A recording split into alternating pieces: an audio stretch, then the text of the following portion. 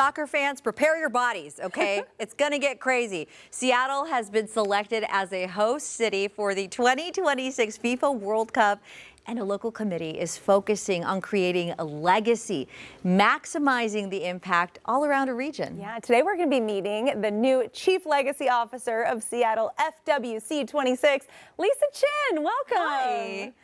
Thank you. Yeah, thanks for being here. Thank you. It's my pleasure. Yeah, so tell us about the committee and its mission. Well, as you know, the FIFA World Cup is coming here in 2026, and our committee is responsible not just for putting on the games, and it's going to be the largest event, the largest sporting event in the world's history, but our committee is also committed to 6 pillars of investment in Washington State, and those 6 pillars are human rights, environmental sustainability, accessibility, children, culture, and community. Wonderful. And I want to talk a little bit more about your role, because the Chief Legacy Officer, that's actually, it's groundbreaking. So congratulations, first of all. But this is the first time someone's been appointed for this position across any of the host cities. So talk to us about what you personally hope to accomplish with that. Well, I know we have big dreams, because when the world looks at you, that is huge. And we want to make the most of this opportunity to showcase all the great things that are happening, not just in our city, but in the entire state. So when we secured the bid, we knew that there would be a number of matches, 4 to 6 matches. But more than that, we wanted to look at how could we invest in all the good things that are happening throughout this entire state, and have Seattle take its rightful place on the world stage as a city that can host and do anything. Absolutely. Talk a little bit more about how, having a Chief Legacy Officer makes Seattle stand out from the other host cities. Well, we actually, because we created this position, we said legacy first.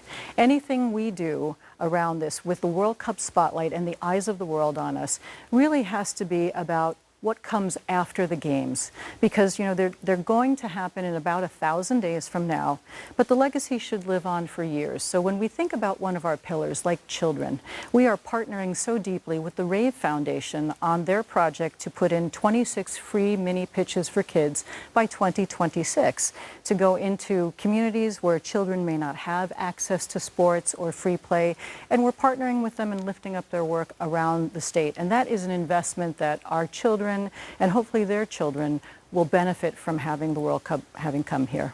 I love to hear that, because really you put a ball in front of any child, no matter how small they are. They know what's going on. They know what to do. Yeah. So I really want to underscore exactly what kind of huge deal this is, okay? It's being compared to the 1962 World's Fair, in fact. So talk to me about the importance of understanding the amount of impact this could have for our community. Oh my goodness, not just that half the world, over 2 billion people, watched the finals of the last World Cup, but it's also how many people will be coming to Washington. We expect between, upwards of 750,000 people, most of whom will be from out of state and probably out of the country, to come here, depending on the teams that come. So it's not just the people who come here, but it's also, we're thinking so broadly, our entire state should be part of this. So we've just started our journey across the state, talking to different communities, sometimes in partnership with the Rave Foundation, but also reaching out to all of our cities and people and saying, how do you want to participate? We're reaching out to fans and people who don't know that they're fans yet, to say this is a beautiful opportunity to participate in this once-in-a-lifetime thing. So if you are a small business, for example, how can we involve you in this game? Because it's not just what's going to happen in Seattle. There will be watch parties. We are going to sponsor fan events. And we did something very similar for the Women's World Cup, because we're so dedicated to the sport of soccer and to women. It's very important to all of us. And so we supported 9 different watch parties across the entire state of Washington. And we're going to do more than that when 2026 comes. Can you give us a little tease of any of those other events in 2026? Sure, I'd be happy to. Well, One of the things we're investing in, I mentioned small businesses, and it's very important to us that this is an event that doesn't just involve global brands, but where we reach out to the best of our communities. So we have beautiful wine country, we have spectacular outdoors, we have all kinds of products that come from the state of Washington, and we'll be traveling to these different communities and saying, can we develop a small business toolkit for you? What do you need to be able to fully participate in this event, whether it's locally in your community through a big fan event or whether you want to do it here at the stadium where the games are going to be. Wonderful. Yeah. But before we close out, we should certainly talk about all the initiatives that you're putting forth to include marginalized communities as well. Absolutely.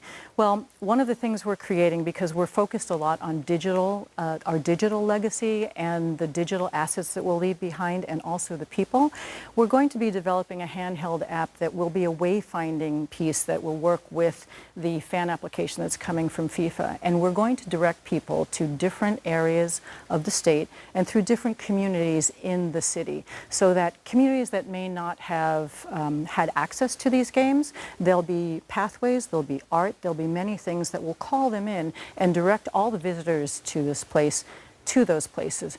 And especially for children, it's not just the Rave Foundation and their beautiful plan to install the pitches. We're working with local educators to integrate a soccer and STEM curriculum, and we're going to put that out as an educator's toolkit to invite all communities in, especially those who have been left out.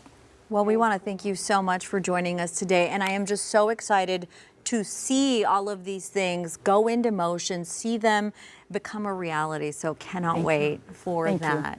We have posted more information on our website, fox13seattle.com/studio13live. This was great. Yeah. Yeah, thank you.